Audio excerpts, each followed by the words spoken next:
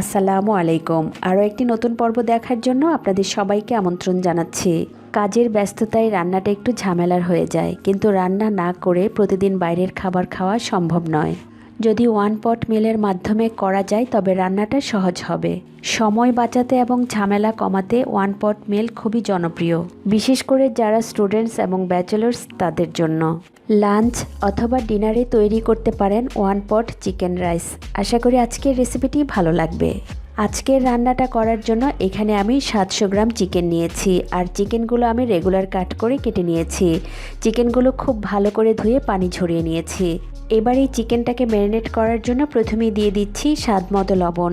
আমি লবণটা এখানে শুধু চিকেনের জন্য দিয়েছি, পরে যখন আমরা রাইসটা করব সেটাতেও লবণ দিব। এবার দিয়ে দিব 2 চা চামচ লাল মরিচ গুঁড়া, আর ঝালটা নিজেদের পছন্দ মতো দেওয়া যাবে। দিয়ে দিচ্ছি 1 চা চামচ ধনিয়া গুঁড়া, আধা চা চামচ দিচ্ছি হলুদ গুঁড়া, দিয়ে দিব 1 টেবিল চামচ আদা বাটা, 1 টেবিল চামচ রসুন বাটা, গোলমরিচ গুঁড়া দিয়ে দিচ্ছি আধা চা চামচ, গরম মশলা গুঁড়া দিচ্ছি 1 চা চামচ, পানি ঝরানো টক দই দিয়ে দিচ্ছি 3 টেবিল চামচ। এবার চিকেনের সঙ্গে মশলাগুলো খুব ভালো করে হাত দিয়ে মাখিয়ে নিতে হবে। আমি হাত দিয়ে মাখিয়ে নিচ্ছি, আপনারা চাইলে হাতে গ্লাভস পরে নিতে পারেন। চিকেনটাকে মশলা দিয়ে মাখিয়ে প্রায় আধা ঘন্টার জন্য ঢেকে রেখে দিব।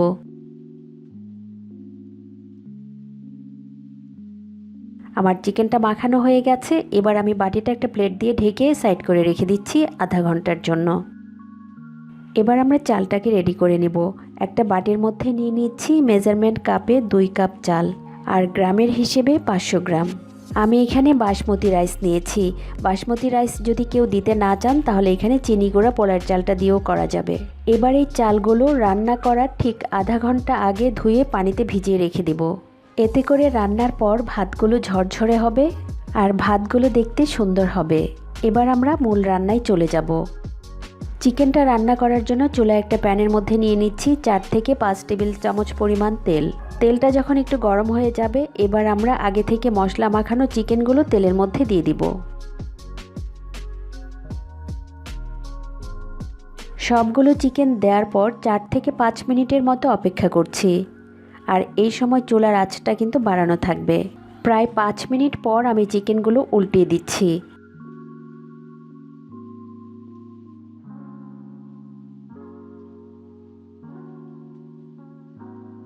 চিকেন পিসগুলো উল্টিয়ে নেওয়ার পর এই পাশটাকেও আমি 4 থেকে 5 মিনিটের মতো ভেজে নিব। চিকেন পিসগুলো আমি প্রায় 10 মিনিটের মতো ভেজে নিয়েছি, আর চিকেন পিসগুলোর মধ্যে সুন্দর একটা ব্রাউন স্পট পড়েছে। এবার চিকেন পিসগুলো একটু ভালো করে নেড়েচেড়ে মিশিয়ে নিচ্ছি, আর এই পর্যায়ে এসে চিকেনটা থেকে কিন্তু একটু পানি উঠতে শুরু করেছে। এবার আমি চুলার আঁচ মিডিয়াম করে দিয়েছি। একটু ভালো করে নেড়েচেড়ে হাঁড়িটা ঢাকনা দিয়ে ঢেকে রান্না করব 10 মিনিট। এরই মধ্যে চিকেনটাকে কিন্তু 1-2 বার নেড়ে দিতে হবে। 5-6 মিনিট পর আমি ঢাকনাটা সরিয়ে নিচ্ছি, আর চিকেনটাকে একবার একটু নেড়ে দিচ্ছি।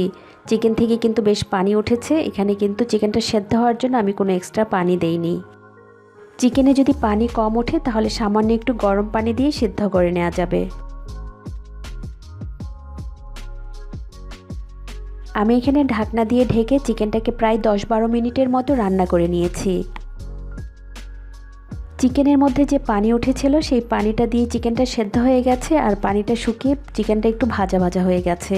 আমার চিকেনটা রান্না করা হয়ে গেছে। এবার আমি চিকেনগুলো তুলে রাখছি।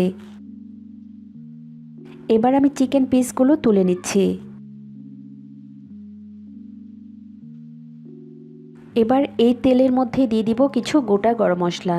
এখানে নিয়েছি 2টা তেজপাতা, আর তেজপাতাগুলো আমি ছোট করে কেটে নিয়েছি। 4 টুকরা দারুচিনি, 5-6টা লবঙ্গ, 5-6টা এলাচ, আধা চা চামচের মতো কালো গোলমরিচ, আর নিয়েছি ছোট 2 টুকরা জয়ত্রী। এবার পোলাও রান্না করার জন্য এখানে দিয়ে দিচ্ছি আরও প্রায় 4 থেকে 5 টেবিল চামচের মতো তেল। এবার এই তেলের মধ্যে মশলাগুলো হালকা করে একটু ভেজে নিতে হবে। গরম মশলাগুলো যখন ভাজা হয়ে যাবে আর মশলা থেকে সুন্দর একটা ভাজা ফ্লেভার বের হবে, এই পর্যায়ে এসে দিয়ে দিব আধা কাপ পেঁয়াজ কুচি। এবার এই পেঁয়াজগুলো হালকা করে একটু ভেজে নিতে হবে। পেঁয়াজগুলো এখানে আমরা কিন্তু বেরেস্তা করব না, কিন্তু পেঁয়াজগুলো একটু ভাজা ভাজা করে নিব। পেঁয়াজগুলো যখন একটু ভাজা হয়ে গেছে এই পর্যায়ে এসে দিয়ে দিব 1 টেবিল চামচ পেঁয়াজ বাটা। আর আমরা যে চিকেনটা মাখিয়ে রেখেছিলাম সেই চিকেনের যে মশলাটুকু ছিল সেই মশলাটুকু দিয়ে দিচ্ছি।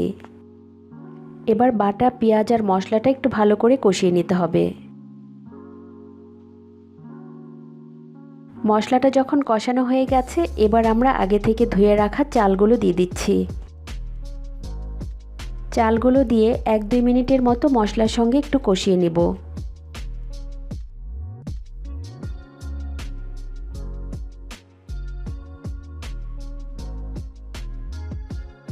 চালটা কষানো হয়ে গেছে, এবার দিয়ে দিচ্ছি 1 কাপ দুধ আর দিয়ে দিচ্ছি 3 কাপ পানি।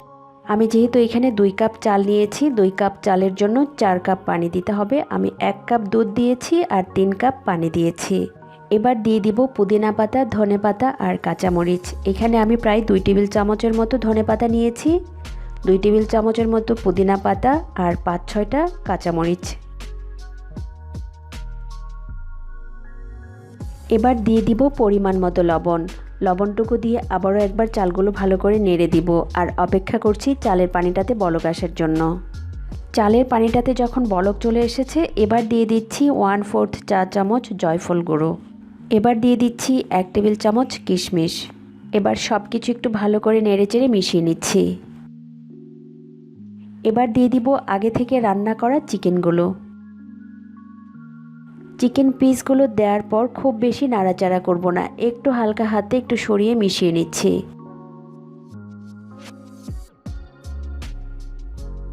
এবার উপরে দিয়ে দিব 2 টেবিল চামচ পেঁয়াজ বেরেস্তা।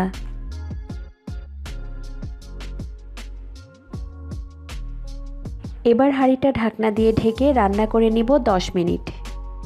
10 মিনিট রান্না করে নিয়েছি, এবার আমি ঢাকনাটা সরিয়ে নিচ্ছি।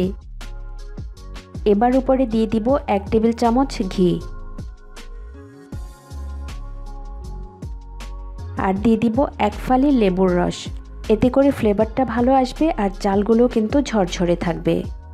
এবার হাঁড়িটা ঢাকনা দিয়ে ঢেকে চুলার আঁচ একেবারে লোতে করে 15 থেকে 20 মিনিট দমে রান্না করে নেব। আর ঢাকনার যে ছিদ্রটা আছে সেটাও আমি একটা লবঙ্গ দিয়ে বন্ধ করে দিচ্ছি। 20 মিনিট পর আমি ঢাকনাটা সরিয়ে নিচ্ছি। এবার আপনাদেরকে একটু দেখিয়ে দিচ্ছি ভাতগুলো কতটা ঝরঝরে হয়েছে আর ফ্লেভার কিন্তু দারুণ হয়েছে। এই রাইসটা খেতে কোনো সাইড ডিশের প্রয়োজন হবে না, শুধু সালাদ বা রায়তার সঙ্গে পরিবেশন করা যাবে। আশা করি আজকের এই সহজ রেসিপিটি আপনাদের ভালো লেগেছে। আর ভালো লাগলে একটি লাইক দিবেন আর আপনাদের মূল্যবান মতামত আমাকে কমেন্টের মাধ্যমে জানাতে পারেন। আমার রেসিপিসগুলো যদি ভালো লাগে তাহলে আমার চ্যানেলটি সাবস্ক্রাইব করবেন। সাবস্ক্রাইব করার সময় পাশে থাকা বেল আইকনটি প্রেস করে দিবেন। এতে করে পরবর্তী নতুন কোনো ভিডিও আপলোড হওয়ার সাথে সাথেই আপনাদের কাছে নোটিফিকেশন পৌঁছে যাবে। আজকের এই ভিডিওটি দেখার জন্য সবাইকে অসংখ্য ধন্যবাদ। সবাই খুব ভালো থাকবেন এবং নিরাপদে থাকবেন। আল্লাহ হাফেজ।